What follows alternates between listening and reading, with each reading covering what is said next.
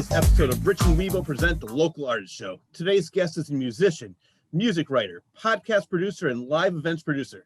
Is there anything this guy can't do? Please welcome the multi-talented Mike Cobb to Rich and Wibo present the Local Artist Show. So Mike, so glad to have you on the show. Thanks for having me. Glad to be here. Yeah, because Wibo told me about you. He says, Rich, we got to get this guy in the show. He's great. And I was doing my research on you. You are one busy man. Oh, yeah, he is. I try to be. Yes. Well, I want to start with the benefit concert that you produced recently at the Meadows in Norfolk, Connecticut. Tell me about that. Sure thing. Well, you know, in this pandemic, everything, live music shut down, of course, as we all know. And I was wanting to get out there and get back to playing just like everybody else was. And I was thinking about it. Way back in the dark winter, I was skiing with a friend who's a carpenter here, a guy named Jones Brokaw. And, you know, I was telling him I want to get back to playing music in the spring, but I'm not sure what the situation is going to be like. I wonder if I could play outside somewhere. And he mentioned this space, which is a platform that's built in this wetlands area between Infinity Hall and the Volunteer Fire Department in Norfolk. And he said, you know, it's a platform.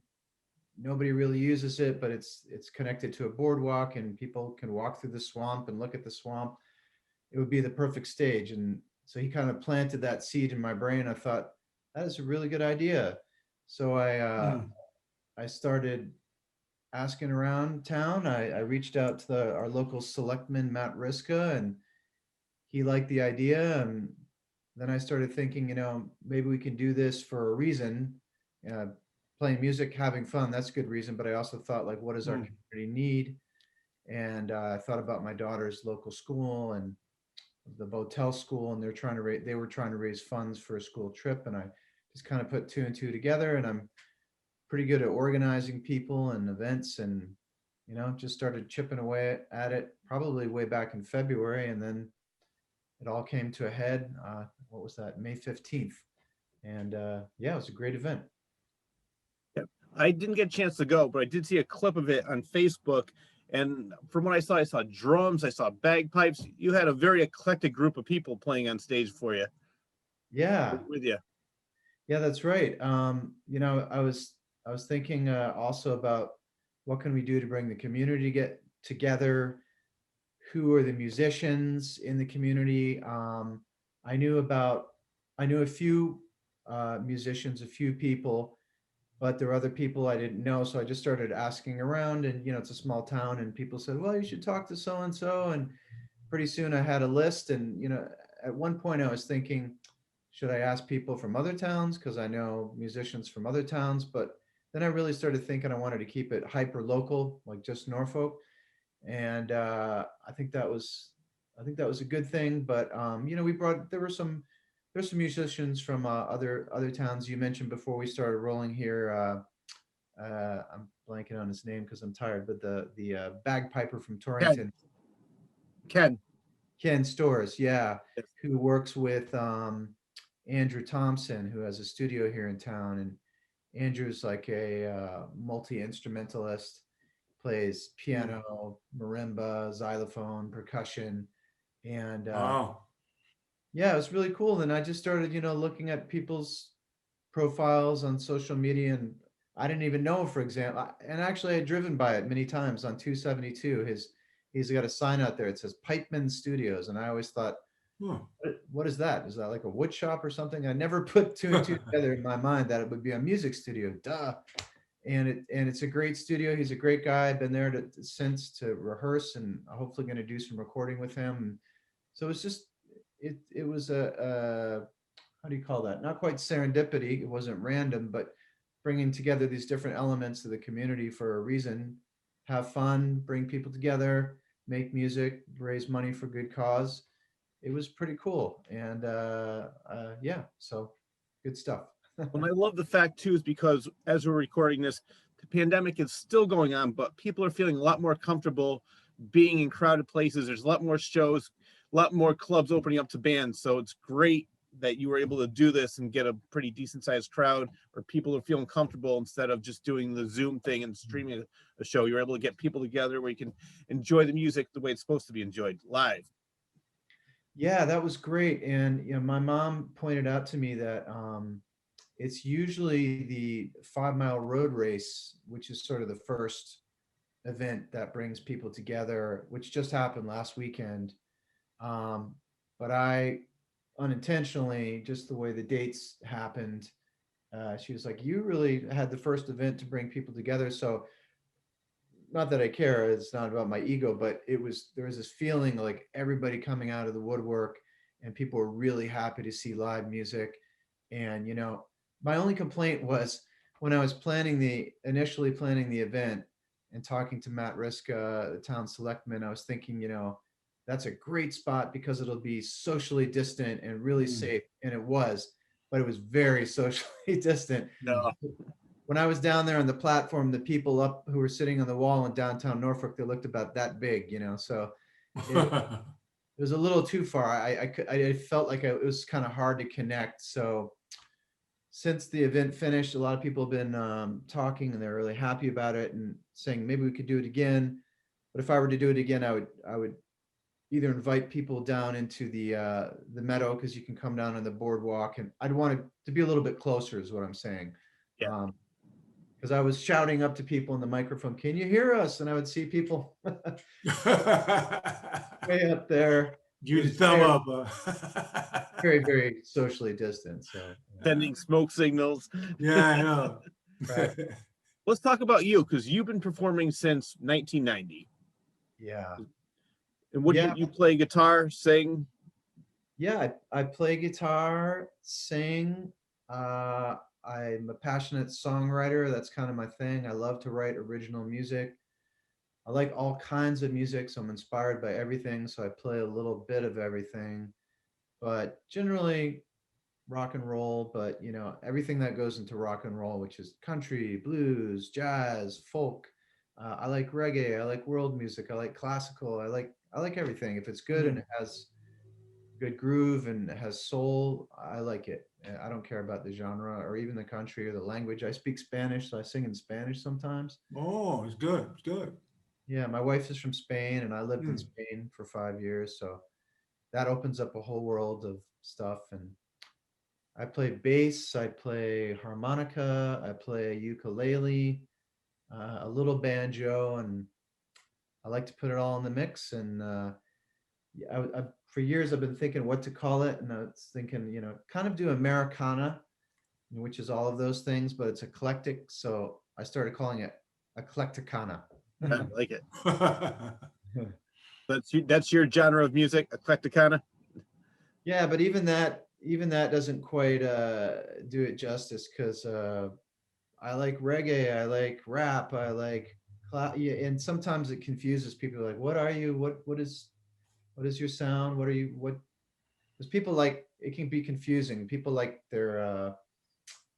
they don't like very often many people don't like too many flavors at once. It confuses them. But I always liked bands that could do it all, and so that's always where I was kind of coming from. Well, it sounds like you were exposed to a lot of different cultures at an early age, a lot of different types of music, which is great, because I think you need to have an open mind to be not only a better musician, but more open-minded in life and more cultured. So I love the fact, because I am exactly the same way. I can go from the Carpenters to Slayer to Barry Manilow to King Diamond to, just I like all types of music, and I like, reggae too. I love bluegrass. So I'm definitely going to love all your stuff, because every genre you mentioned, I'm a fan of.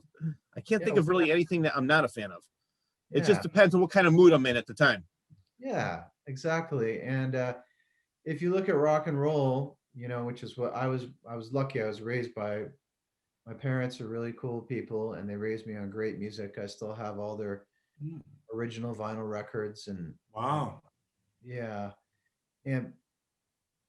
But when I look at the records, there's like all the classic bands of the 60s, but my parents are from the South. My dad's from Virginia. My mom's from Maryland, but her mom was from Alabama. So in their record collection, we had We had Bob Dylan, the Rolling Stones, the Beatles, Creedence, Crosby, Stills and Nash, James Taylor. But then we also had gospel music, we had blues, we had Aretha Franklin, we had classical music. And I've still got all those records. And the more I look at them as I get older, the more I'm like, that explains it. That's like the, Yeah. They didn't leave anything out. They had it all in there. yeah, Well, the name of your band is Deep North. Is that correct? That's your current band? that's the current band. Yeah. One of your bands. We're going to talk about the 4 different bands you're in currently, but Deep North is the name. Is that the primary band for you? That's the new, so my life has been really in flux lately because I'm from Norfolk. I was born and raised in Connecticut. I was born in Hartford, grew up in Simsbury, moved up here when I was 13. Then when I was 18, moved away, traveled, lived other places, but always came back here and always felt connected. But I had been living in Brooklyn, New York for the last 17 years, and we still are connected there. So, I was thinking about some of my roots in the deep South, and then the fact that I'm a Yankee and I live in the North. So it's kind of a play idea. I'm not sure of your age, but back in the late 80s, early 90s, I used to go to a club called L'Amour's in Brooklyn all the time. I love that club. It's now defunct, but they've had so many different types of music there. It was just a small hole in the wall, similar to CBGB's, which I know you played. I want to talk about that later, but I don't know if you have what your age is, but did you ever have a chance to go to L'Amour's? L'Amour's, no, but I'm sure some of my musician buddies who are, born and bred New Yorkers would probably know it. The great club. Yeah. Well, so for your band, Deep North, what type of music is it? Because I know you have so many different styles and you blend a lot of them together. What would you consider this if you were trying to sell it in a 3-sentence, trying to sell the band? What would you call the band? I'd say I'm still going with that concept of eclecticana, but I find as I'm writing out and I'm trying to book gigs, I'm trying to work on my elevator pitch and pare it down. So I'm saying, rootsy American rock and roll, but even that doesn't describe everything I do. But I might tailor it, like if it's a place that wants more acoustic music, I might say, hey, we do folk and bluegrass. If a place wants more rock and roll, I might focus more on that in the inquiry in the email. That is kind of a struggle for me. Like, what exactly do I do? I do a lot of things. So how do I sell people on that? Oh, and I was also wanted to say that the Deep North, another reason I kind of thought of that name is because the North can be as deep as the South sometimes, for better, for worse. And this has been an intense year from in many ways. And I'm not going to get too political or anything, but there's been moments where I'm like, wow, this could be West Virginia around here, or this could be Yeah. the Deep South, but it's the Deep North. So The problem is that, and I don't want to get into it either, but I'm just going to say this: it's been a polarizing couple of years. The problem is people go with what's polarizing. They don't talk about all the similarities. They always talk about the differences. Nobody talks about like, oh, we have this in common. That's why I always, whenever I have a disagreement with somebody, instead of getting to a big debate, which I always say, you're not going to convince me, I'm not going to convince you. Hey, but you like this band, you like this movie, and then we find out we have so much more in common than we do not in common. So I think I love the fact, I think music is a big thing bringing people together, of showing that like we can all get along, we can all have fun together, we can disagree as well. definitely, I definitely agree with you there. And completely, everything you said, it's been such a polarizing time. And I think everybody's kind of, even though we all have our opinions and we're entrenched, like I would imagine that people on both sides are kind of just tired of that. And they're like, can we just have some fun? Can we, Exactly. and there are going to be moments when, and there already have been moments where I've been reaching out to musicians and I'm like, I see that you're thinking that way and I can't.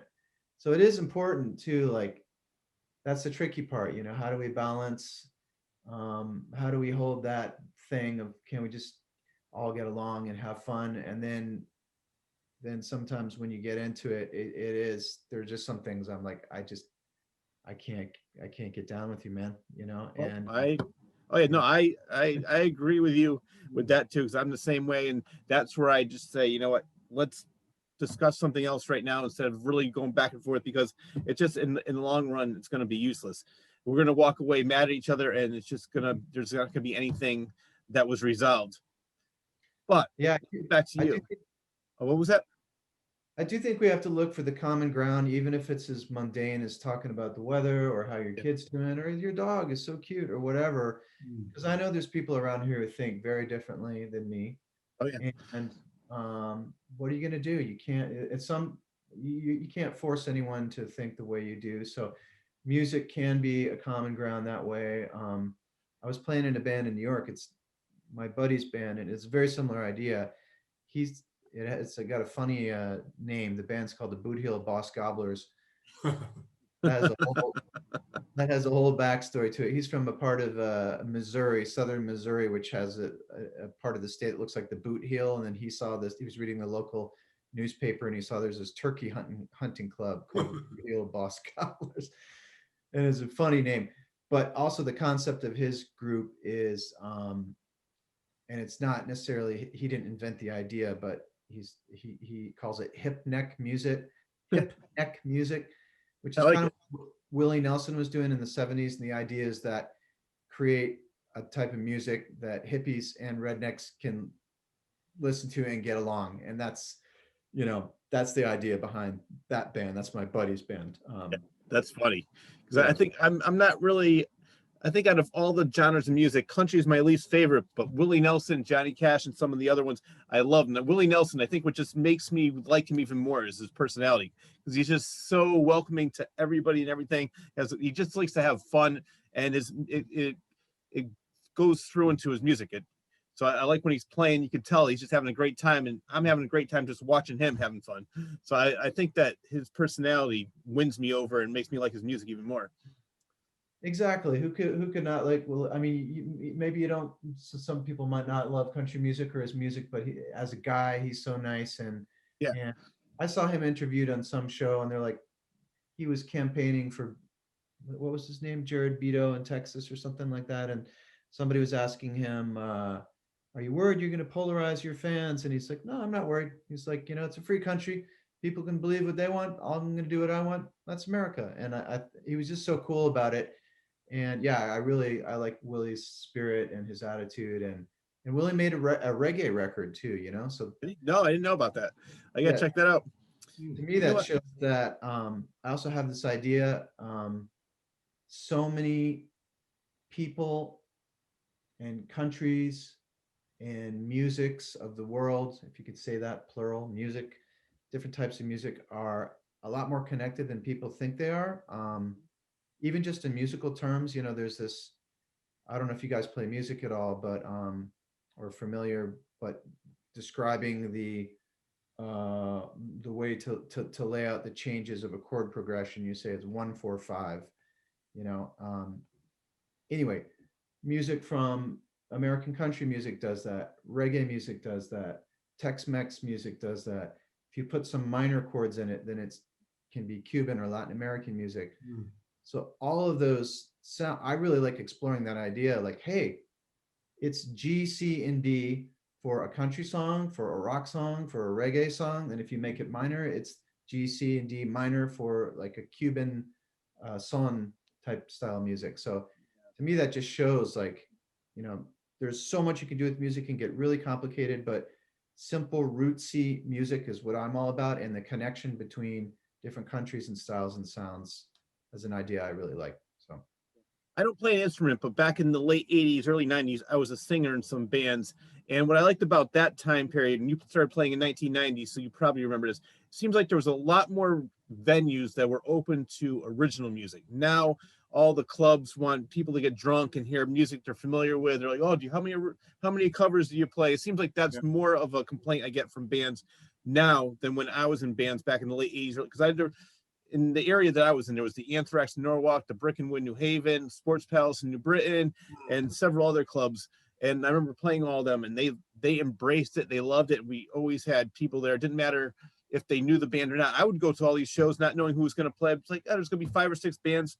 let me go and have some fun, and I listen to a lot of different types of music. Are you finding that it's the same problem now too? Um, Not so much in New York. New York is both good and bad that way. There's a lot of original music. The only problem with New York and maybe just the world today is there's so much competition for people's attention, beginning with this thing. Yes. You know, I remember I used to play music on the streets. I used to busk with a friend of mine, Stephen Lufkin, who's a fantastic professional photographer. And he and I used to play on the street in the 90s, and people would stop and they would listen and they would gather around and they would put change in the hat. And, we weren't trying to make a living, but it was nice that people gave you that kind of attention. And a few years ago, when I found out about this busking band in England who did that for a living, and I was just blown away that they could do that. A really amazing band called Fat Bollard. They've since broken up, formed another band, but they traveled around the UK, and these guys were really hardcore. They would make their living by standing on a corner playing original music. Wow. People would come and tip them that's how they would survive. So I got inspired, and I was like, yeah, I used to do that. I want to go try to do that. And I went out to a corner in Union Square in New York City where I used to busk with my friend. And I was there for 2 hours. Not one person stopped, not one person looked, not one person put any money. Again, it's not about that, because everybody had their headphones on or was into this thing. And I'm just saying that because I think now cover bands, that might be part of it, but also like there's so much competing for people's, even when you're at a club playing, there so many times there's someone in the front row like sitting Yes. 5 feet from you, or at least in pre-COVID days, and you're like, come on, what are you doing here? And it's, so I don't know, I think that's changed a lot more than people realize. I think we're only still really realizing the ramifications of that. At the same time, we're able to talk by Zoom, so there's pros and cons. Yeah. And Mike, I tell you what, being a rich boy, the local artist gonna make a difference. I'm not a musician. I sing. I enjoy singing. Yeah, I definitely enjoy it. yeah. So you know what that's like, Well, I Yeah, think the One good day I was at a concert one day, and just watching somebody playing up there on stage, right? And I was sitting in the audience, right? And this lady saw me on stage. She said, "Well, he was sitting right here." He taught me because I blend in. yeah, Yeah, I enjoy it.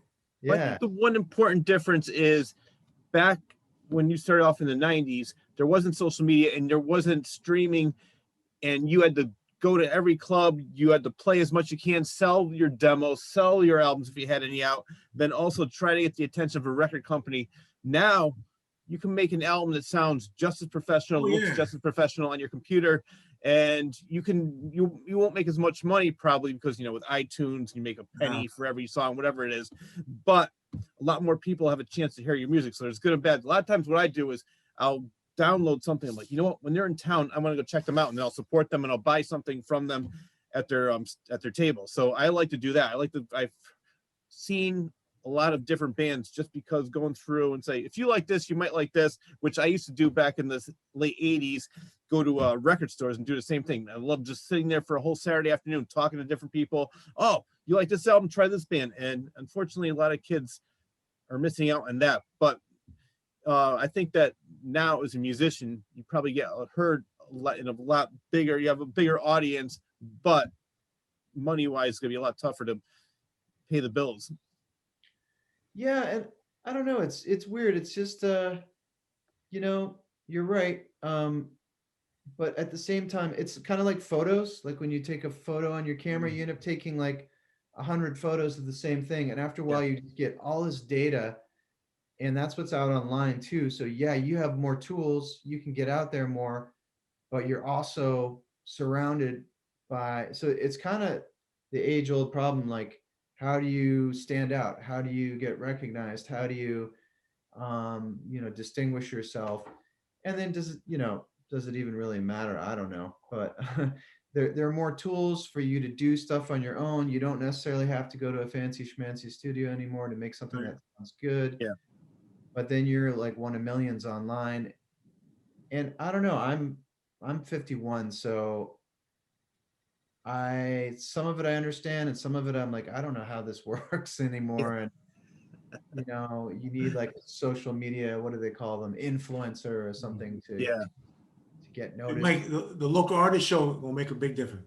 All right, that's good. that's our goal. That is our goal to expose as many, because there's so much talent that is not being heard. Everybody's like, oh, this person or that person, like all these people that are up and coming, and they're doing great things. So that's what Wibo and I are trying to do: expose these people and show them. Because especially now with this show, I mean, it's not just when I used to be in radio as well, and I would be lucky if on a windy day, if Springfield heard it, the next state over. But now, I mean, I've gotten compliments from Detroit, I've gotten compliments from the Netherlands, so it's all over the world. So I like the fact, like you said, the good and bad. I love Zoom for this reason, but sometimes I miss the more simple times of just going in there and working hard. Like they always say, the 10-year overnight success. Now you can just go onto a karaoke show like American Idol and become an instant sensation for 6 months until the next fad comes around. Yeah, it's weird. I don't, the music business has always been weird, and it's going through another phase, and I'm not quite sure how to do it. Or when I say that, I mean how to make it work successfully, because it requires so much time online, and I just find myself I'm always, and I don't love that either, but it's Yeah. it's all part of it. We're all part of this digital thing, And we gonna make it happen. You're rich. all right, I like to hear that. That's the Well, goal. I want to go back to the early days for you. Sure. Tell me about the Lincoln Brigade. Oh yeah. Uh, so that was a group I started in college. Let's see.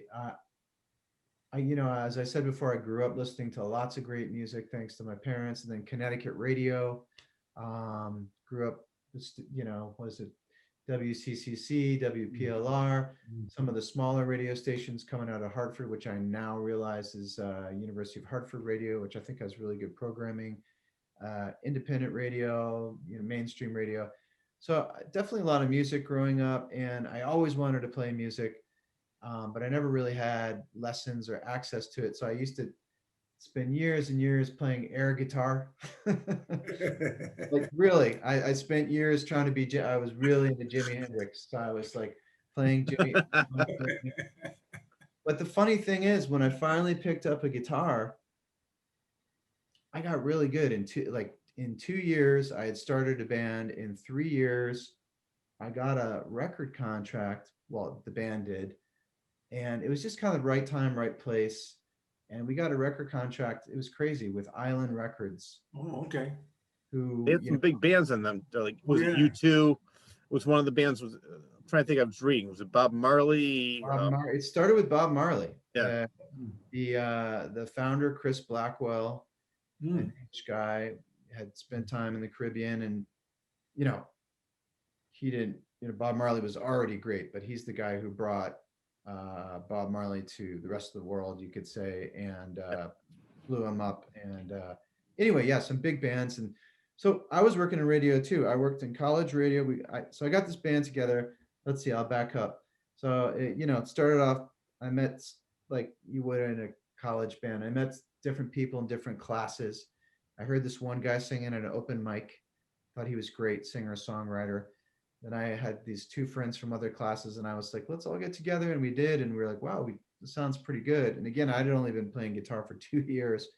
And then me and the drummer worked at the radio station. This is in Oregon, University of Oregon. What was the name of the station? KWVA. And back in the early 90s, when record companies would send you CDs, they would also send you these books that had all the information of all the record companies, including who to contact. So he and I, we used to DJ together, and we're like, we should make a tape and send it off. And so we did. And we sent it off to like 20, 30 places. Nobody responded except Island Records. And they're like, we like your music. Let's talk. And guy came out to visit us, and we were freaking out. And they're like, yeah, let's do this. We're going to sign you guys. And we just freaking out. We got a cash advance, bought some equipment, got all these promises. You guys are gonna make videos. You're gonna go on tour. You're gonna have supermodel girlfriends. All this stuff. No. And we're like, what? Freaking out. And then Yeah. we got to open for some pretty big bands. The British band Oasis. Wait a minute, let's stop right there. What was Yeah. it like opening for them? Because I know the history between the two brothers. Did you see Yeah. any of that? So that was funny. It was their first American tour. They weren't super huge, but they were getting big. This is in Portland, Oregon. Somehow we got the opening slot. There was like 4 bands. They were the last band. We met them. The guitar player, I always confuse them. Is it Noel? He was cool. He was really, I remember I shook his hand and he was like Keith Richards. He was like, "Hey, nice to meet you, man." You know? And the singer was a total egotistical. Yeah. Liam, I think his name is. And I remember at one point he was like looking really bored and he sat down in front of the drums and he said into the microphone, he's like, "You don't effing deserve us," and to the audience. And that was kind of his whole shtick, like being like, he was trying to be, bad dude or whatever. But they were great live. It's the loudest concert I've ever seen. It wasn't that big of a show. There's like 200-300 people. It was the biggest show I had ever played. And then they just blew up and got huge. So it was cool. Huh. Yeah. Who were some of the other bands that you opened up for? I know you mentioned some other bigger bands. Yeah, well, I should say, so we got this record contract and we had all these promises. And then Chris Blackwell retired. And all the staff that had been working in support of us were cleaned out. And so we had all these promises and, we opened for Oasis. They gave us money. We thought this is really happening. But then over the course of a year, we came to see that like, this is dead in the water. And so we were all like kind of in limbo and not sure what to do with our lives. And then the guy that signed us, it's like, "I'm going to start my own label. I'm going to bring you guys with us, stick with me." And eventually he did. But during the course of that time, like by the time we got to making a record, we were all kind of miserable and we made a great record. But by that time, like shortly after the record came out, we broke up. But we recorded in a great studio on the same soundboard that AC/DC had used to record Back in Black. So that was like, wow. And on the schedule for the following week was Bo Diddley. It was us one week and the next week was Bo Diddley. We're like, so things are happening, but it's never as glorious as you think it is, Yeah. I came to see that there was like a million stories like ours. But we did Hey, make Mike, do me a favor. Repeat that again, what you said. it's never as glorious as you think Thank you. it is. Yeah. No, you know what? I'm going to bring up a good point because I have this conversation. Besides being in bands, I was in comedy, and I always, to me, besides, everybody wants to everybody wants to be a star, but the most important thing is to have fun. A lot of people I met in music, a lot of people I met more in comedy, nobody was having fun. And I always said, well, then why are you doing it? They thought they were going to be seen by somebody and then get a record deal or get a Comedy Central deal. I love just going on stage. I never really expected success. I wouldn't stop it if it happened. But yeah, I think that's the problem. It's like people just think that they're going to go over there and they're going to become major star. They're going to have, the tour buses. Yeah, it's not. I see more of what you're seeing, and the more in the local level. It's like it's not that glamorous, but just make the most out of it and have a lot of fun, which it sounds like you are having. Yeah, I try to do that. It's weird though. It messes with your head because there's been a couple moments where I had, almost big things, like those things. We did get signed to a major label. We did open for Oasis. You asked me what other bands. We once opened for a band called Legendary Shack Shakers. They're a really interesting band. But Oasis was the biggest that you would have heard of. But anyway, when you get a taste of it, the problem is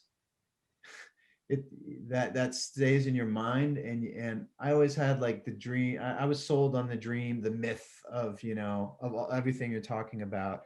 And, but, over the course of my life, I've come to see that the reality is you're humping all your stuff to a little club and you might be playing your butt off to I remember I once played more dogs than people at a particular bar. There were 3 dogs, literally, a bartender and the bouncer, and so there's more dogs than people. So that can be the reality. But you got to do it because you love it and you have fun. Yep. But at the same time, there is this part like, if you didn't like to do it because when you perform, you want some kind of connection, you want some kind of interaction, you want to vibe off of people.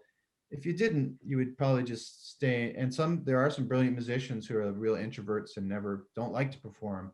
But I think a lot of people, whether it's comedy or music, there's something about you like that connection, music, comedy, poetry, dance, whatever type of expression is a way of interaction. And so when you've had a taste of that, it stays with you. And I continue to want that. And I continue to believe in the music that I do, and kind of have the, I don't know whether to call it a dream or a delusion, but like this idea, like if somebody hears this, like they might like it and maybe something could happen with it, Yeah, well, you never know. It could.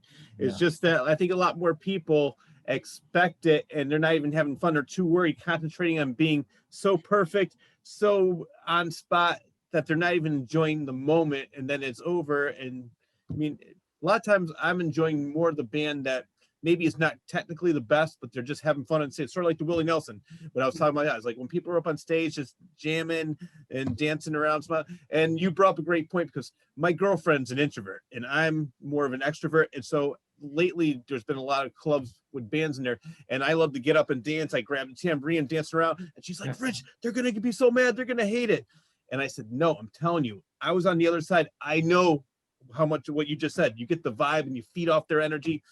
Every time during intermission, you have to come to all of our shows. We need you. And I said, I told you, but she couldn't understand, because she's like, everybody's looking at us. I said, no, they love it. The band love it. And just today, I got another message. Rich, you got to come to our show. We're playing Saturday. This is one of the bands. I grabbed the tambourine, started dancing around, got everybody singing to a couple of their songs. But yeah, I definitely know that feeling, because I've been on stage where everybody's just standing there. Then that's when I was more of in the metal vein. So I'd just do a stage dive and get the crowd going. That was my way of getting it. So I definitely understand that. And that's awesome that you've done that. And a lot of bands, they have one person who does that, who's sort of like the animator, and it's very often somebody who has the flexibility to move around with the tambourine. Because if you have a guitar, you're kind of, I mean, certain guitarists do jump around and stuff like that, but it kind of requires you to I mean, depends what you're doing. If you're playing punk or heavy metal, maybe you do thrash around. But a lot of times it requires you to look at what you're doing and concentrate. But some bands I've noticed over the years, they'll have a certain character, whether it's a man or woman or whatever, a certain figure who will be like the animating spirit who'll go out. And that's a cool thing. That's a good point. Yeah, it is. Yeah. You're making me think of something else though. Oh, I know. We're just talking about like vibing off of audiences.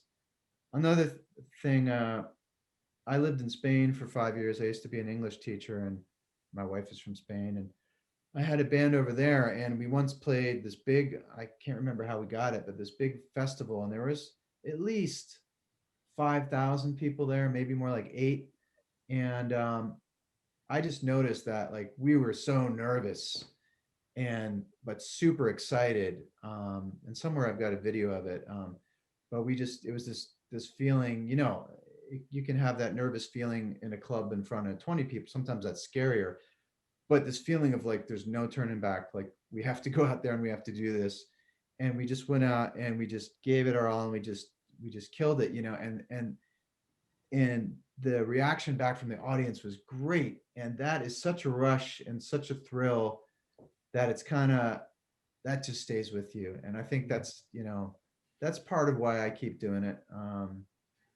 Vibing off of people, interacting, looking for that connection, because sometimes I ask myself, why do I bother doing this if nobody cares or nobody's watching? And sometimes I get down about it, and then I have to remember things like you're telling me, like that it's about, connecting and vibing and all that. So what I think is funny too is now that I see a lot of bands and comedians doing things through Zoom, and it's just, you don't have that connection. And it's not the same. I mean, I've seen a couple streaming, I have friends that are in bands, and I want to support them, but just I loved being after feeling the energy, being there, being part of the show, and watching it on the computers just isn't the same. But I know, at least I'm glad that there is a platform where people are still able to play music, and I'm glad, even more happy that things are starting to open up in Connecticut anyway, and actually all around, because I know New York's opening up as well. So that more and more bands are being able to do their thing.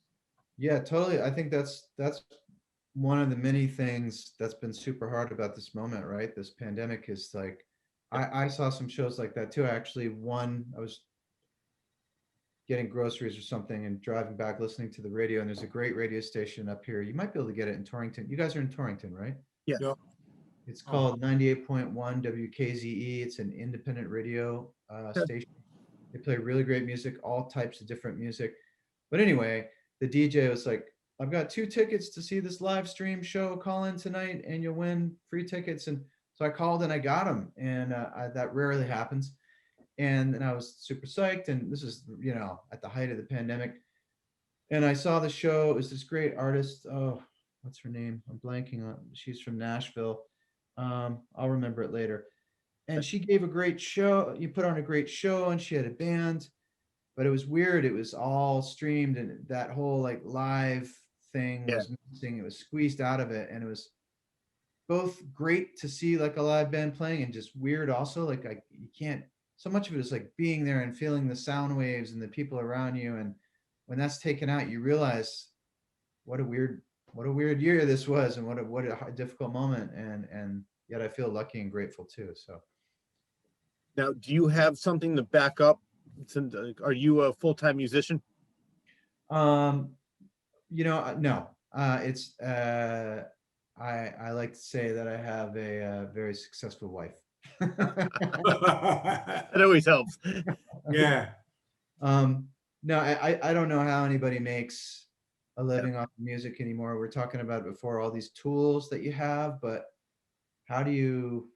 There's more competition than ever. And It is. I don't know. I think it always could, like the business, the game of it, trying to make a living off of it. It will always kind of be a young or younger person's game, and I'm fine with that now. I heard about this artist named Billie Eilish, who I don't even know.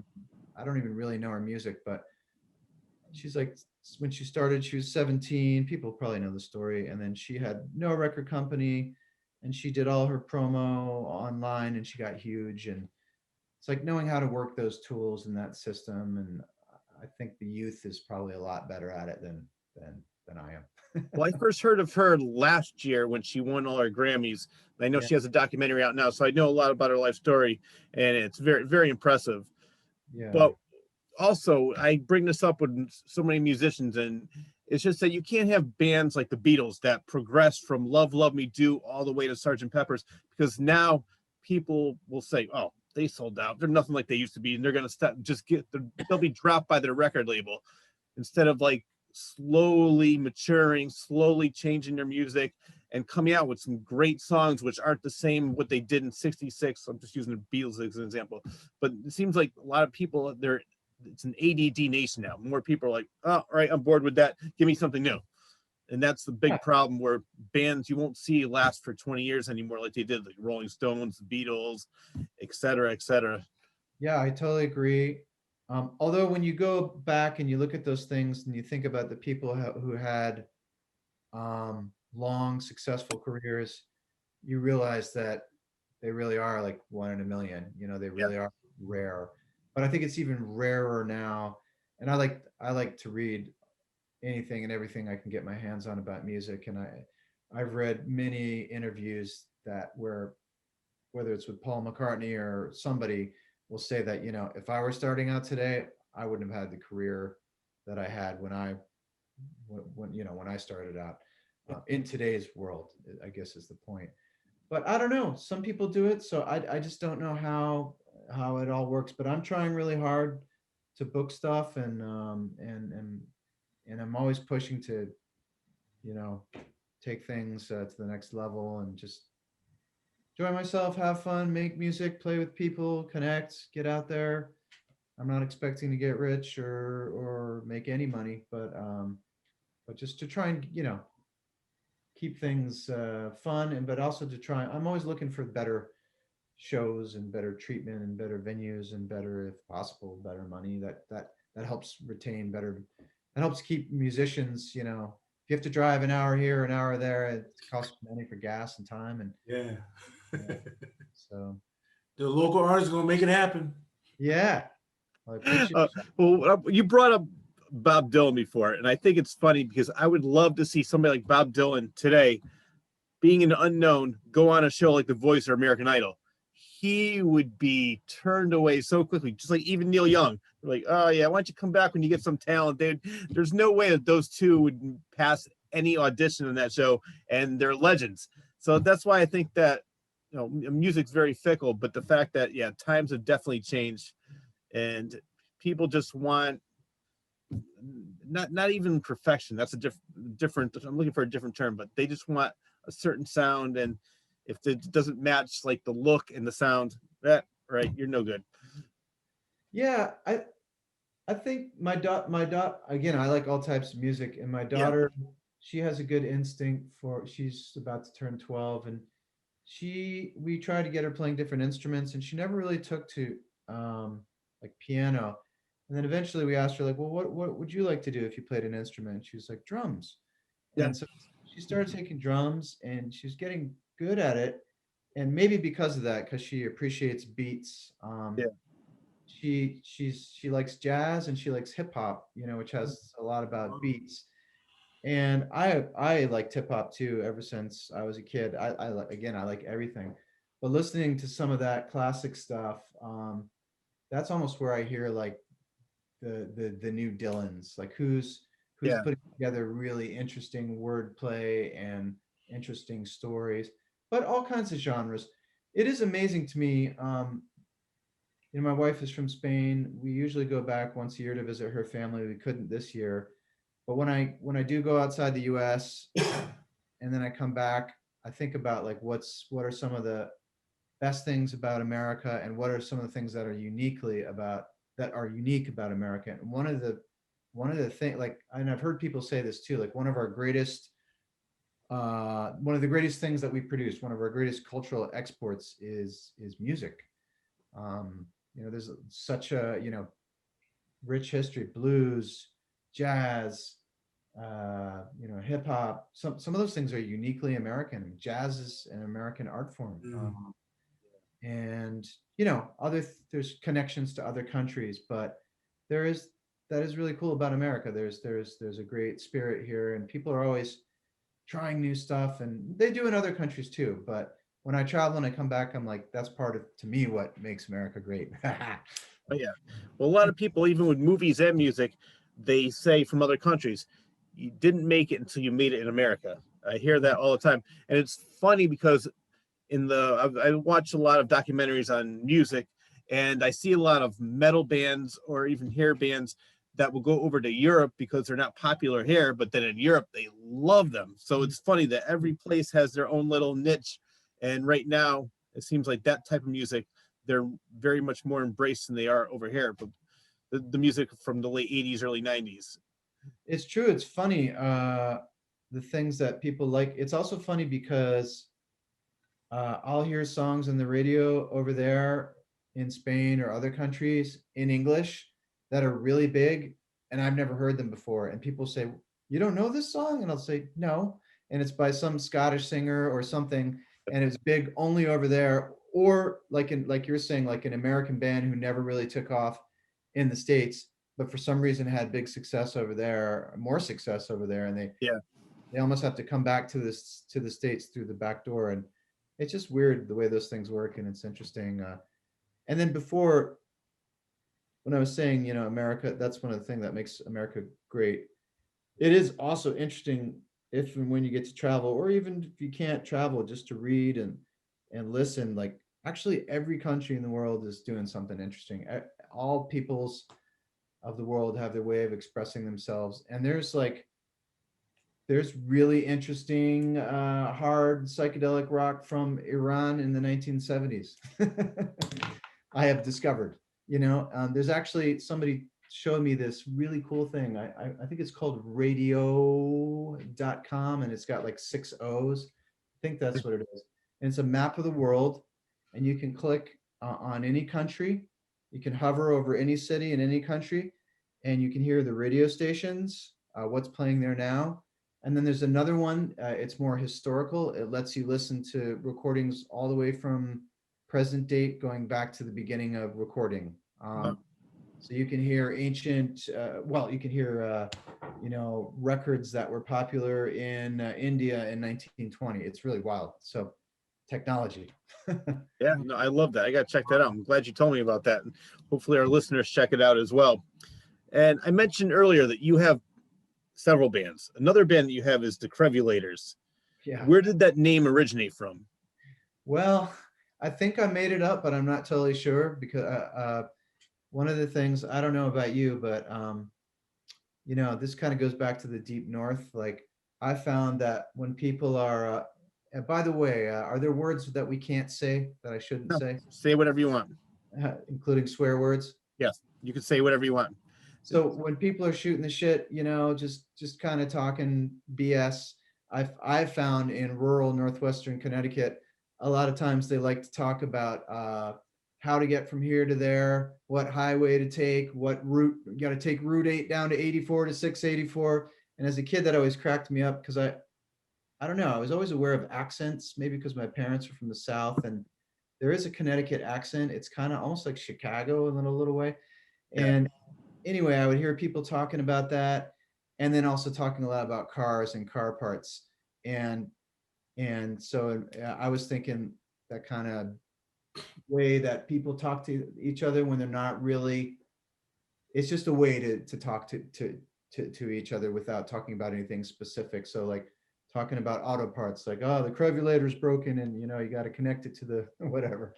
So just kind of, shooting the shit BS car talk. There was about car talk, wasn't there? Yeah, a show called Car Talk. Also has a connection with the movie Fletch, I think. That's so I thought I made the word up, and then someone mentioned that it might have come from the movie Fletch. And so it might have been one of those things. It was like in my subconscious. So what kind of music are they? That band? Oh, similar, a little rowdier. I was younger when I was doing that. So a little more, I would say like country punk rock. Wow. You didn't leave anything out in that one. I like it. With, like Johnny Cash, Rolling Stones, Beatles. Yeah. So in college, I had the Lincoln Brigade. Then that broke up. I left and I went and traveled and taught English around the world, kind of left music for a while, but always found myself picking up guitars, strumming, playing here and there. Got back to New York in the late 90s, started playing music more seriously again, writing songs, busking like I was saying before. Then I met my wife. She was from Spain.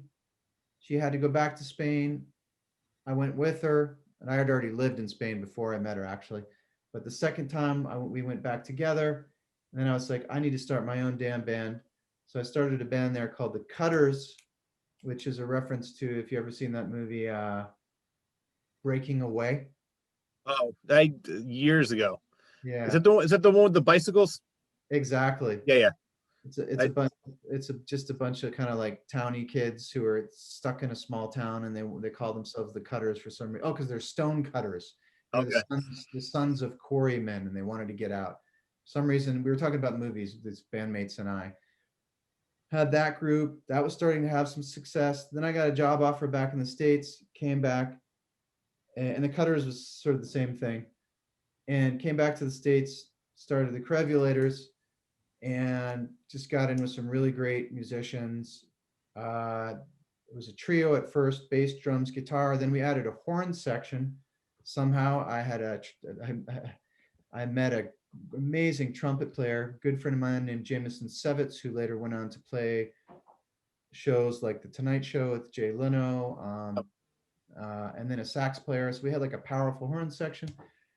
Then eventually, like so many bands, like one person moved away, another person didn't want to play anymore. It broke up. I kept running with that name, and still kind of was until the pandemic. and I'm not sure what I'm going to do with it now. And now since I'm here, the deep north is kind of where I'm at now. So that's kind of the quick thumbnail Well, how history. many members of the band did you have in the Crevulators? It sounds like you had a horn section, guitar player, bass player, drums. I mean, was it at least 7, 8 people in the band? No, only it was five. Okay. Bass, drums, and guitar. Myself on guitar. The great thing is that everybody sang. The bass player sang, the drummer sang, and I sang. Okay. And so we started as a trio, but we had all this dynamic going on. We sang harmony, and it just came together really well. And then I put out an ad on Craigslist. Met a trumpet player, met a sax player. They came, and then soon it was like powerful. And so there's these moments I've had where I'm like, wow, this is really. I believe in this music. I feel like, and like I mentioned before, there have been moments in my life where I've had just a little taste here, a little taste there. Like when I played in front of 5,000 people in Spain, in Barcelona, I know that the energy that I put out, it had a reaction, like it moved people. So I still have this belief, maybe it's a delusion, I don't know, dream, whatever you want to call it. But if I can get in the right context in front of the right people, playing the music well, it can and does move and affect people. So at least that's still in my brain. I'm a little less fixated on it now, but it is, part of the rush and the thrill of why you want to connect with people and do things. Anyway, yeah. Well, I have a question for you since you talked about living in Spain. Is the audience overseas much different than the audience here in the States? Oh, that's a great question. I'm a former radio person and music journalist, and when I speak to musicians, I ask them that same question. Spain people really like to party. There's something about their culture. They're really rowdy. I think because it's a Catholic country, and they were really badly oppressed by a dictator for 40 years, nasty guy named Franco. When they got their freedom, when they only got democracy in the early 80s, when they did, I think they were always wild. But when they got taste of freedom and democracy, like there was like a renaissance in the arts in Spain in the 80s, like people just, an explosion of freedom, film, literature, movies, music. And so they really have that spirit. Like they like to go out and stay out all night long. I don't know how they do it. That's why maybe some places they take the siesta because I'm talking like they'll stay out to 7 in the morning. The young people do, but even like the older people, it's very common. You'll be out it's very common on the weekend. Let's say that dinner doesn't start to 10 o'clock, lasts a long time. They could be wrapping it up by 1. I've been out 1 or 2 in the morning and have seen groups, families with kids walking home at like 2 in the morning. You're like, this is nuts, grandparents. It's just a different culture. I love it. Yeah, it's wild. So I've asked that question to other bands, and they all love Spain because they like to party, they like to dance, they're very enthusiastic, they're very receptive. They're great. It's a great, great country. Yeah. Yeah. Another band that I was reading about, they sound like a fun group just by the name, the Haystack Mountain Boys. Oh yeah. Was that obviously in the similar, because it sounds like a lot of your bands have a lot of, several different genres. Was this with the same thing, punk, rock, reggae, all of the above? No, that one is more bluegrass. Okay. I love that. Yeah. One thing I've learned being a musician is if you want to have more opportunities to play, you've got to be able to play more types of music. If you only do one thing, that's cool, and I get it. And there are advantages to that. Like you may be able to build your more of a solid reputation. Like I was saying before, I like to do a little bit of everything, and I think sometimes that confuses people. Whereas if you stick to one style and one sound, maybe you can establish yourself more in that style or that genre. But because I like many different styles and because I like to play a lot, I try to do different things. And I've seen that if you want to play a brewery or a coffee house or a winery, bringing in a loud rock band is not going to work. So they want, more kind of lower, not lower, but a more, mellow vibe, I guess you would say. And And I like that kind of music too. That's, that's the roots of country, and countries and rock and roll. And I don't know. I find it all interesting. Oops, there goes my I want light. to say it was before pandemic, but I went to a bluegrass festival in the Granby, Connecticut area. I Yeah. had the best time. There were so many fun bands. I loved it. I was there for the whole like 8, 9 hours, however long it lasted. I was there from start to finish, and I was mad when it was over. It just there was so much fun. The music was great, and it's funny because David Lee Roth did a bluegrass of not all of his Van Halen songs, but a lot of the Van Halen songs like Jump and Panama, all the favorites in bluegrass, and I love it. David Lee Roth did that? Yeah. Oh, that's funny. I have a friend. He's a musician. He lives in the Hudson Valley now, and he's great. His name is Jack Grace, and they play him on that radio station I was telling you about. But he used to have a band called Van Hayride. I love it. Yeah, and that It's was the funny. whole idea. He was doing bluegrass covers of Van Halen. But there's some band out there that does bluegrass covers of AC/DC. That's the thing. Like when you look at music, most popular music with chords in it um, is structurally similar. Like country, reggae, rock, even punk. And then again, you put some minors in it, and it can be Cuban. But all those things, like they're all going to have the same progressions. So it's fun as a musician to play with that and mix those up and to see how they connect and how they relate.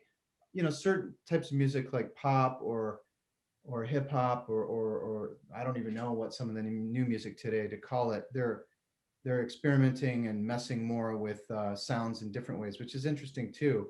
It doesn't necessarily fit what I'm just saying, but if someone's singing a melody, it's gonna be within a certain chord uh, structure, a series of chords, and there's a million possibilities, but there's also limitations that build connections. Like if you're singing in a major scale of G, you know that it's also going to have C and D in it.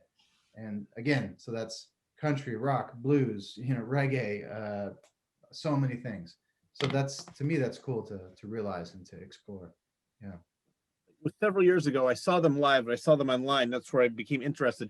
But there's a band named Two Cellos, and they do all these great rock songs, and they're mashing around, dancing, having the best time. And I love the sound that they create with those two cellos.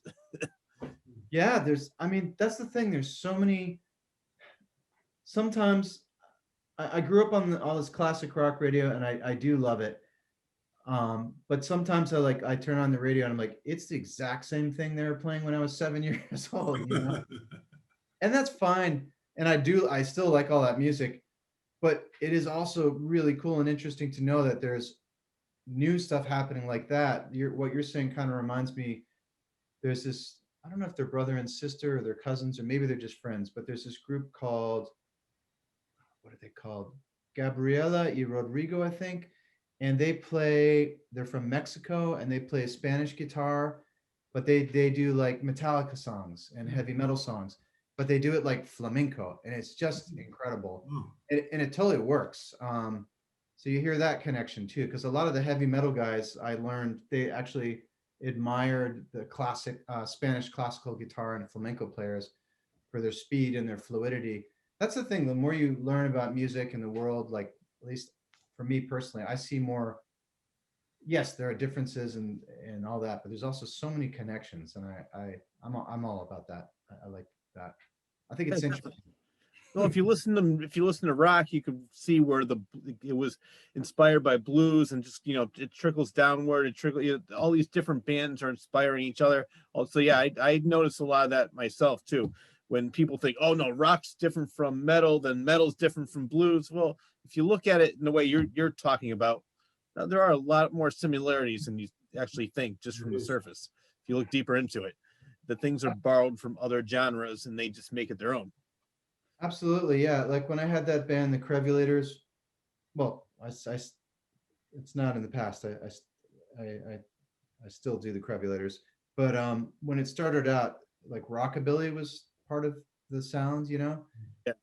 And rockabilly is like early Elvis, and there's a whole rockabilly scene which is really purist. It's interesting, but it's kind of weird to me. Like people dress like the 1950s. They slick back their hair and they have tattoos and they look like the Fonz, you know. Yeah. And it's cool, but it's really like they only like this one flavor. They only like this one style. It's really strict and almost kind of fascist. It's like if you don't like that, then you're if you don't do exactly like we do, then you don't fit into the scene, then you're not legit. And this is all copying a style of music that was from the 1950s, which is a long time ago. I like that kind of music, but the scene was too purist for me. I was like, I have too ADD. I know this is more pop oriented, but I did like the Stray Cats, Brian Setzer. Yeah. They were fun. Oh. Oh, totally. Yeah. I love them, and I love all that type of music. But for example, I saw some videos. Brian Setzer is a really good banjo player. Yeah. It's because he knows that bluegrass is part of the roots of rockabilly, part of the roots of rock and roll. So is country, so is blues.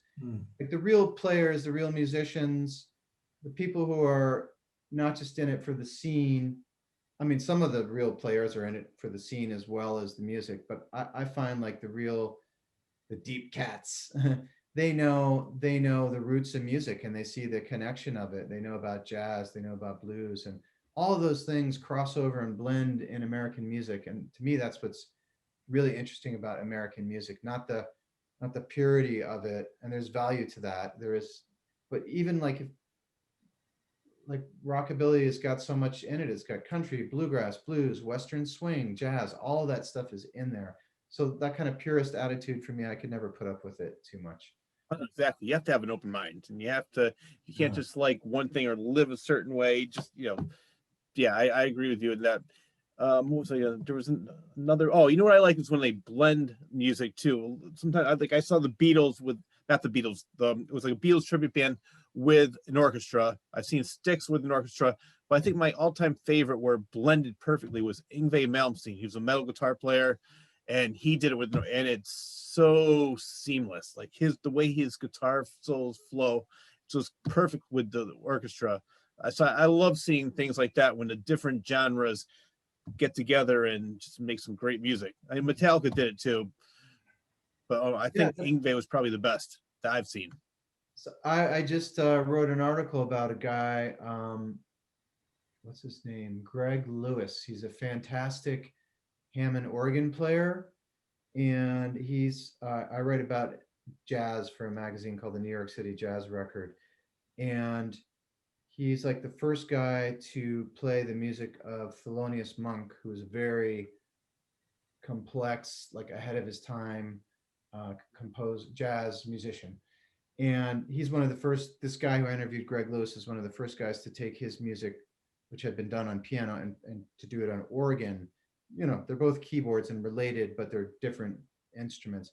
But anyway, he mentioned that he likes Yngwie Malmsteen, and it's just funny to me, like someone coming from the world of jazz, can also appreciate metal, and why not? So exactly. I think there's so many great things. You should be able to appreciate more than just one thing. I know we're running short on time, but there's so many other things I wanted to talk to you about.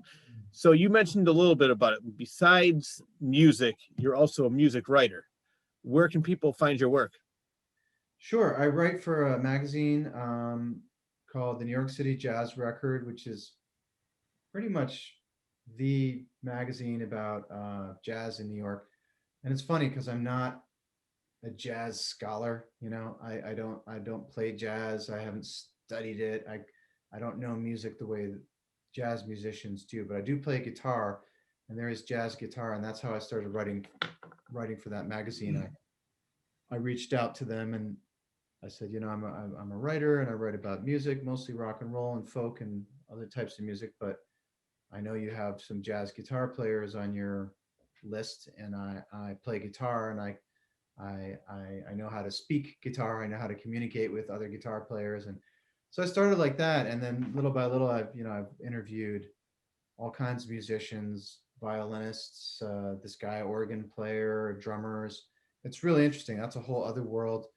So that's one gig I have. Then I've written. Well, I guess the short answer is you could find you could see all the kind of different stuff I do by going to my website, which is MC like Mike Cobb, MC dash obb.com.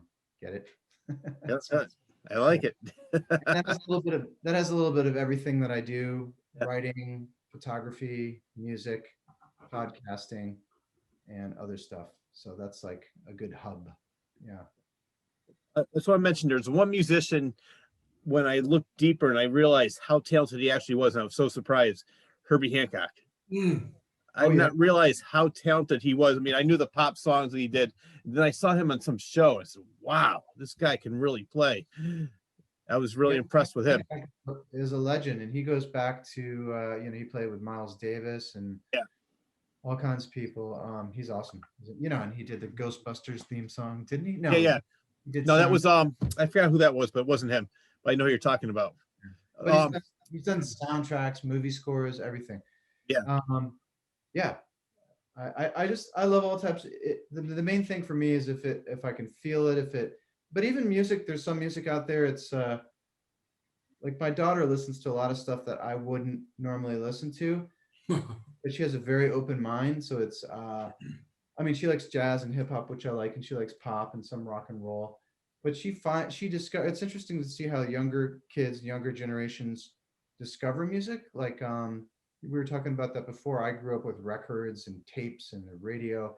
Yeah. She discovers it more through her phone, or like she'll hear this song on a show that she likes, so she'll go look for it on YouTube. So like people access music and information differently now, and it's just a different world. It's interesting. There's good things and bad things about it, I guess. Funniest was there's this band they like called The Who, H-U. I Yeah. forgot where they're from, but I asked the girl who told me about them, "Where'd you hear this band?" "Oh, I was playing a video game and I love the music. I had to find out what this was." So she found out about that band and some other bands she introduced me to playing video games. So yeah, you're right. There's so many other ways to discover great bands. And as soon as she told me about them, I said, I got to hear more from this. So I think I have all their albums now, just from that one recommendation from a video game. So yeah, I do think that there's more areas of opportunity to be heard, but I mean, I'm 52, so we're about the same age. I do miss the days of going into Phoenix Records in Waterbury or Rhymes Records in New Haven, spending a whole day talking to like-minded people, saying, "Oh yeah, you're gonna love this." I mean, that was our way of posting things and saying, "Oh yeah, here's this, and I'll give you this." And I miss that, but yeah, there's a lot of different ways and to find music, and there's a lot of great music out there that people don't even know of, I think. Yeah, it's funny. I grew up on records. I got all these great records from my parents. I bought records. Anyway, over the years, I've just collected a lot of records. I have too many records. Drives my wife crazy. But I also go around and I look for them in garage sales and I try not to pay too much. But every now and then I find some gems and stuff. And anyway, recently I found a record and I posted about it online. And it's a record from the 60s by a band called the Standells, who had a big hit with their song, I Love That Dirty Water. Oh, yeah. Yeah. It's like the theme of Boston. They play at all the Red Sox games. It's been on TV commercials. Anyway, I took a picture of this record. I put it online just to say, like, I like this record. It's a great song. Because I just played a show where we played one of their songs. And the song was written by a guy named Ed Cobb, which is funny because that's my last name. I don't think we're related, but who knows? But anyway, it has like this one photo has like, and this is on a fan page of this kind of genre, which they call it garage rock, anyway, it got in like 2 days, it got 266 likes and most of any post I've ever put on. Not that I care about that. But it's just interesting to see how much it resonated with people. People were leaving comments, telling stories, showing pictures of their album or their poster of the band. So it's different, but it's different than the way we grew up going to a record shop, discovering things like in a paper magazine, But there are communities out there and people that connect in different ways. And so that is interesting. It's just different. There's another way to get the word out, and that is First Place Radio. What is that? Yeah, First Place Radio, my podcast about music, which I haven't done in over a year. I did about 45 episodes. It was interviews with very much like this, just talking to creative people, mostly musicians, about what they do, what they're all about. Because I'm a singer, songwriter, guitarist, musician, I'm always curious to know, like, how do you do it? What's your process like? How do you write songs? What's it like to be on tour? What's it like being a rock star or not to be a rock star anymore? All those things. And it's cool because at the end of the day, those people are always interesting, and they always want to, share. And so there's always good content and great stories. And I feel like I've learned a lot through conversations with people, but mostly just like this feeling of like 99% of the people I spoke with, like, we're all just human.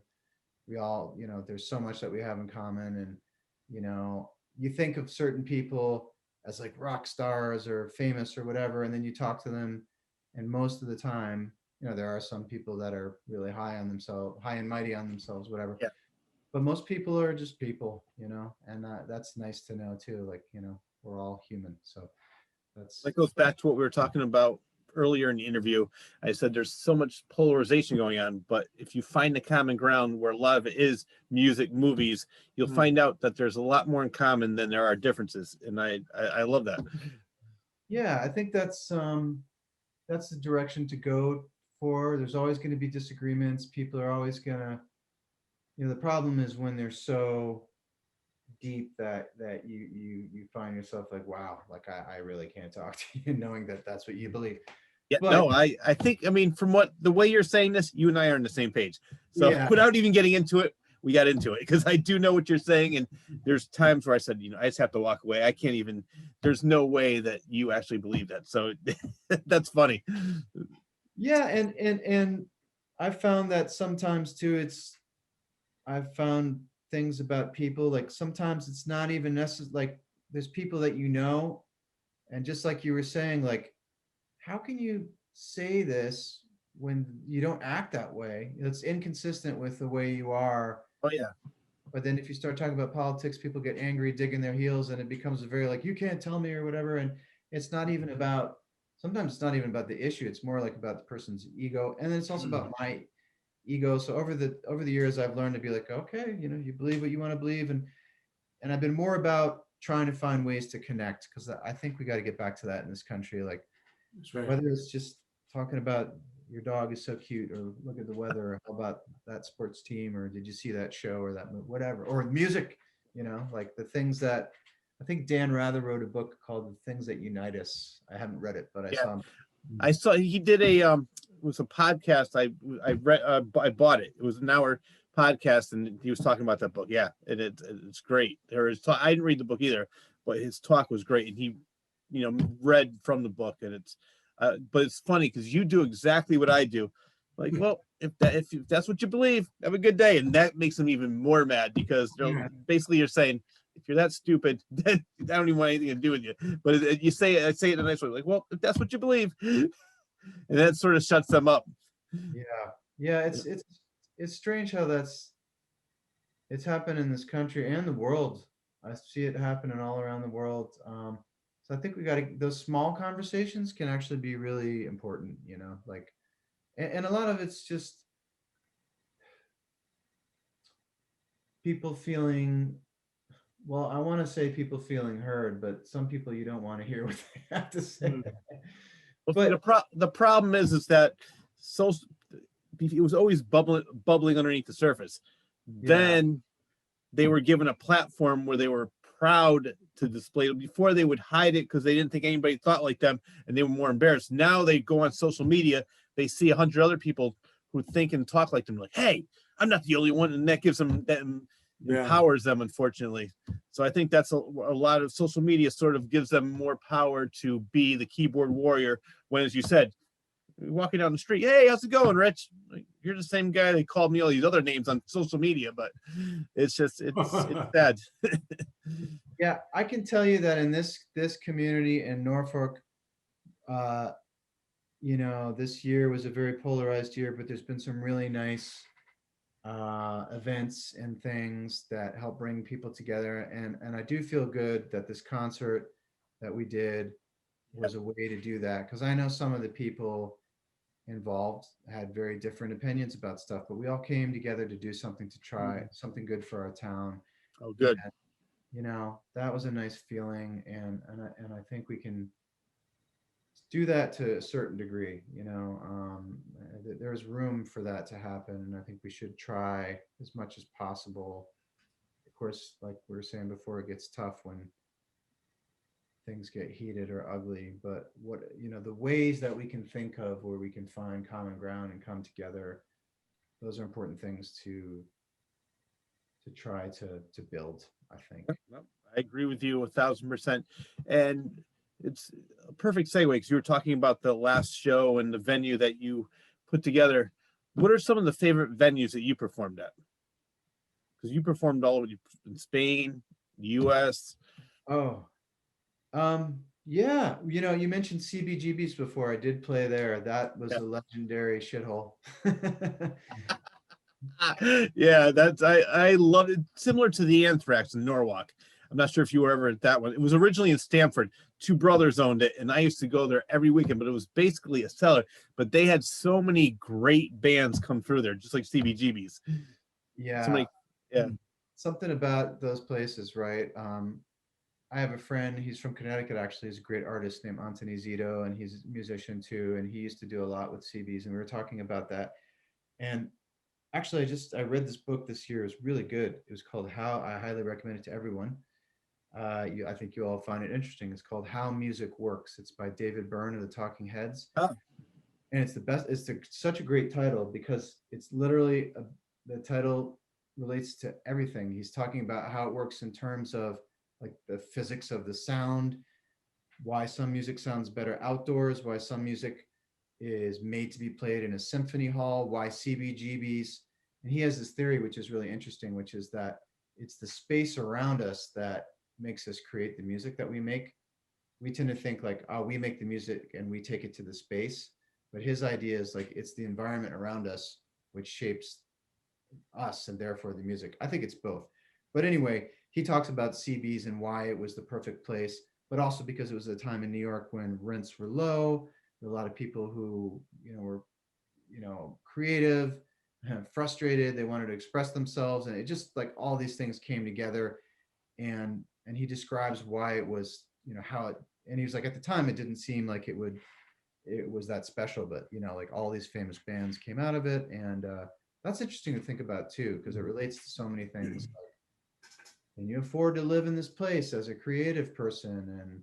And can this city or town support a creative scene? And what is the local infrastructure, the government, the community, whatever, doing to support it? And it's a really good book. It makes you think about all those things. So anyway, CBGB is definitely high on the list. I love. Who did you open up with, or who did you play with? Maybe you headlined. Let's see. Nobody famous. I played with this one guy named Reed Paley, who was kind of like a punk Tom Waits, and he had played a bunch with Frank Black from the Pixies, who were a big group in the 80s and 90s. Otherwise, nobody you would have heard of. Yeah, there's a group from England called Bone Box. There was a guy. His name is Christian Gibbs, a really nice guy. He's got kind of a following in Europe, but nobody you ever would have heard of. That was great. That's what was great about CBs. They would let anybody play. It was open to all genres, all styles, and that was important for growing that scene. And you were talking before about a lot of clubs just want cover bands. Like I'm still getting to know the scene in Connecticut. I don't know what it's like, but I know that having a place where original music can happen is really important, because music is, human expression, is creativity, and you need the right environment for that to happen. So I hope it's happening in Connecticut. I'm starting. You know what? You mentioned something, and I think this is where it's starting to happen. there's a lot more breweries in the area, in the Connecticut anyway. And there's a lot of bands, and I see a lot of bands play there, but there's also two clubs I want to tell you about right now. It's the same club, but one's in Burlington, one's in Sellington. You should really check it out. It's called Sherman's Tap House. And I've been there. That's where I grabbed the tambourine. I was dancing around. They played a couple cover songs, but they had a lot of originals. I was there last week. Same thing. Two guys on guitar, and one had a flute. One had it was great, and they just played a lot more originals than covers. And I think the scene that you're talking about is starting to come back, but it's in different areas, not like the bigger clubs. Like, I don't know if you remember the Sting in New Britain, that like places like that, or even Toad's Place, but the breweries are offering, they have great rooms, and they're allowing original music to play there. It's true. There's been this explosion of micro breweries, which is great because I love beer. I like music, so that is a good venue for musicians. It tends to be more limited, I found, to like acoustic stuff, which is fine. But yeah, I've got a bunch of stuff booked in August, including I'm going to be participating in what's called the the Litchfield County Creative Festival, and it's a festival that's being produced, I believe, by Red Room Studios on Water Street. Yep, Lucinda Rowe McConnelly. Yeah, I met with them recently. They have an amazing, gorgeous studio, incredible space. They're super nice people, super cool. If they happen to watch this, shout out to them. And I know they're working with the Warner Theater, which is a fantastic venue. And it seems like Torrington, I don't know if it has I feel like I'm getting to know this area again, but it seems like it has all the ingredients for good stuff. And Main Street and Water Street, Torrington's got all the right ingredients. So I hope Torrington got good potential. Yeah, right. Yeah. Just that one street alone has WAPJ, which my show is originally on, and this show will be heard on Nutmeg Chatter, which is on WAPJ. It's also 4 other stations in Connecticut and 1 in Canada. But also on that street is Red Room Sound Studio. Then you have 5 Points Gallery. Yeah, just in that one little area, there's so much creativity going on, and I love it. UConn has put the galleries there. Yeah, I think it's really cool. And you're asking me who I write for before. I didn't even talk. There's just, the list is too long, but I was writing a lot for the Winstead Phoenix. Shaw Israel is a really nice guy, and he's really doing a good job of shining a light on creative stuff. And for a while, I was writing a lot about music for the Winstead Phoenix. I've kind of had to back off it a little bit lately because I'm doing a million things. But yeah, through that, I interviewed all these different musicians and artists too. And I write for Chronogram out of the Hudson Valley, and so that gives me a sense of what's going on over there. I write for a magazine in the Berkshires called The Artful Mind. That's only about art, like painting and drawing, not music. Yeah. But it's all to say that, like, all around this area, and I just think in life in general, like, people want to create. It's just a human thing, People are creative. They want to express themselves, and I think that's great. And so anything I can do to help, I'm glad to do, and I think it's great what you guys are doing with the show, and I'm all for it. So, all right, thank you. So, what advice do you have for up and coming musicians? Oh, geez. I would just say do it because you love it. Do it because, for the right reasons. If you think you're going to become a millionaire and get this or that, that's probably not. That's probably like a 1 in a million chance that those things will happen. And then you think about how many great musicians there have been who, skyrocketed to fame and then forgot about the next year. Yeah. How many stories are like that? There are a million. And their songs and their music are great. But like the people who stay on top and manage to stay on top, it's almost kind of like a freakish thing. Like I saw this documentary about Bob Dylan recently by Martin Scorsese. I think it was The Rolling Thunder. It was about his tour in the 70s. And anyway, at the end of the documentary, when they were rolling the credits, they showed his tour schedule. starting from the early 60s. And as the credits were rolling, it was just a tour schedule. It's like the guy has been playing every single year of his life up until COVID. And that sounds really cool and awesome, but also that's not like a normal life. Like how would you have, how would you, it would be hard to have a family and whatever normal is, it would be. So like we have these ideas in our head, like I want to be like that. I want to have that fame and that grandeur and that glory, but maybe you don't really. Maybe it's better to, you know, to keep it more local and enjoy what you got and, Enjoy it, right? you know. We had a musician on. It was our first show for the local artist show, and he had a chance to go on tour. And he said, "You know what?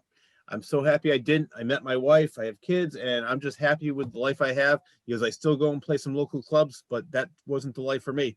And he said exactly what you just said. He had the chance to do something, and he said, "No, I'm going to stay right here. I'm happy with my life the way it is." And he still gets to express himself, still gets to play music that he likes, and but he's not missing out on his family time or, you know, missing his friends. So yeah, I guess, you know, it's not for everybody. Mm. Yeah, and it doesn't mean that the people who are local aren't fantastic. Like there's great musicians all Ooh, around yeah. us. Right? So it's just a really hard kind of abnormal lifestyle, you know, and that's why so many people get burnt out or end up having problems with whatever, you know, whether it's drugs and alcohol to whatever. And don't mean to criticize anyone. Everyone's human, but I would think it would be hard to play Kansas on a Tuesday night. Yeah. Be 1,000 miles from your family, and Mm. you probably have this feeling like, why am I doing this? You know. At the same time, there's that rush, that feeling that there's always that feeling and desire of wanting to do it. So it's like constantly balancing those things. But yeah, so I would say like to anyone doing it, just do it for the passion because you love it, because it's your way of expressing yourself, because you want to. Go for it as hard as much as you can. Try and make it the best you can. Try and take it as far as you can with in a way that works for you. Yep. Yeah, and then balance. You know, it's like anything else in life, balance and I think you just find and learn those things as you grow up. You know. And, Right, man. That's the whole key. You gotta enjoy it. yeah, enjoy it for sure. Yeah, yeah. I think the funniest answer I get, because I've done over the years, I've been in bands, I've done radio, I've wrote a book, I did stand comedy, I helped out on a documentary, I do the radio show now, I do this, and people say, "Yeah, but you don't make any money. Why do you do it?" I'm having fun. This Yeah. is I mean, I love, just like you said earlier with your podcast, you meet and talk to so many interesting people, like me talking to you. And I've met so many other people like Lucinda and Mick from Red Room. That's another great example. I met them through the radio show, and I'm just having a great time. I have a job that pays the bills, but you need something, you need a passion, you need to have some fun other than just waking up, going to work, watching TV, going to bed, waking up, going to work, watching TV, going to bed. You need something else, and this is my something else. And I don't really care about the money. I would like it if it happened, but Yeah. I'm just having a great time. So I love your mentality. I love your attitude. And that's why you've been around since 1990. Yeah. Thanks. Yeah, yeah, and I have to it's good to hear that, and I have to remind myself because sometimes you do question it. You're like, why am I doing it? This takes so much effort. The only other thing I'll say, the flip side of that, not the dark side, but sometimes creativity is almost like a blessing and a curse because it's a blessing because it's a great outlet. It's wonderful to do. But I do find myself, I put a lot of time and energy into it, and I could do it all day long. Unfortunately, I know that like any financial success or any realistic expectation, depending on that, or any expectation of, you know, depending on it as a financial resource is not realistic, I should say, or not very realistic. You know, the most you might make at a gig is a couple $100. Mm. But I do love it so much. I am so passionate about it that I do find myself putting tons of time and effort into it. So I'm constantly trying to figure out ways, like whether it's playing music, writing about music, doing something with music, how can I incorporate more of that into my life in a way that is sustainable, or how can I connect as much of it as possible to my daily life? And that can be challenging because it is really hard to make a living off of it. Mm. So I just find like a lot of times like I should be doing this, but instead I find myself, reading about music or playing guitar or writing a song or looking at videos. And you do have to strike a balance, because it is hard to make a living off of it. So Well, as you said earlier, it's good to have a good wife. it is, and in a sense, is. a balance. And I think balance in this context also means having a plan B. Like if you're young and you're okay with sleeping in a van and traveling around the country, and I mean, I don't know how that obviously couldn't happen in COVID either, but which shows how fragile not just music but so many things are. I mean, that was just spending world's game changer. But I think it's important for any, you asked me before, advice to people, like have a plan B, have a plan C, have a plan D, think of the future, know that you may have this vision or desire to be a rock star or a pop star or whatever kind of star, but know that the reality is such that those people that we all see and love and admire, it's really rare. And you just got to have something else figured out to fall back on. It's too, right, Mike? A lot of people who had that money, the money is gone. Oh yeah, money doesn't last. Oh, go quick. Yep. I'm spending. Yep.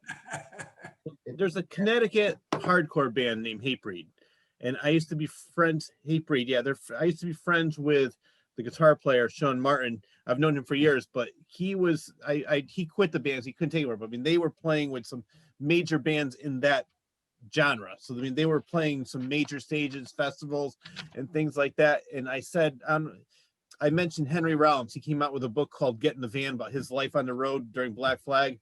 Yeah. And he goes, Rich, that was my life. Living in a van. I just couldn't do it anymore. I found a woman. I bought a house. He goes, now he has a house and he plays in another band more, even though he's still local, but he's not constantly touring like you just said. And that was the way they lived. Now they're a little bit more popular, and they've been around. They've had their 25th anniversary of still playing, and they've had a sold out show at the Palace. It was right before COVID. So a year and a half.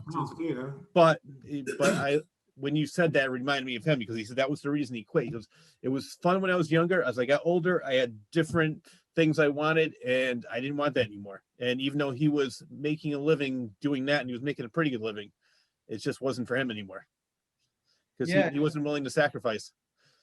Yeah, it doesn't really allow you to have, whatever normal is again, but it doesn't allow you to have typical relationships with a partner or a loved one or children, or even a stable place if you're in a new town or city every night.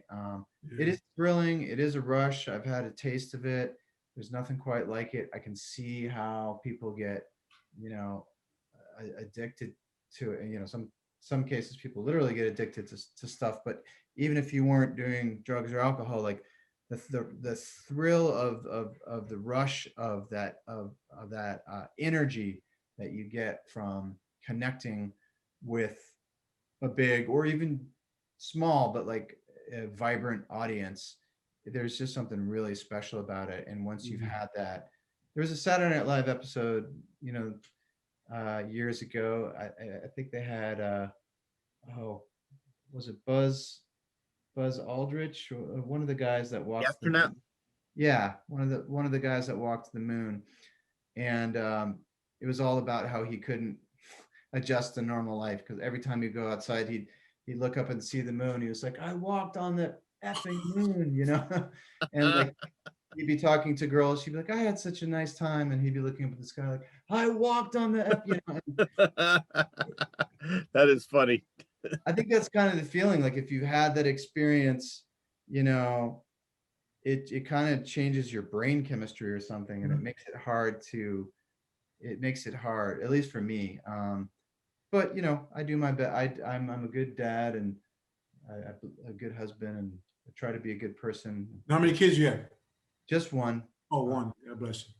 Yeah, thank you. And actually, I probably better go soon, guys, because I got to get her to bed. Lost track of Okay. time. It's been so fun talking to you, but I don't know if there's anything else you want to say to wrap it up or whatever. Nope, let's wrap it up right now. Mike, it was so great having you on the show. Thank you for taking the time to be on here. Thank So you. what's next and where can people find you?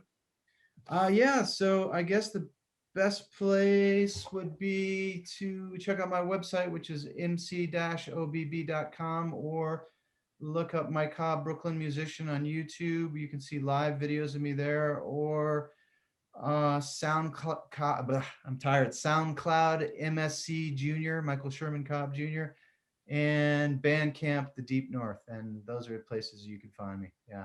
All Or right, just well, Google Mike, me. Yeah. perfect. Thank you very much for being on the show. Thank you, I'll let Mike. you put your daughter to bed.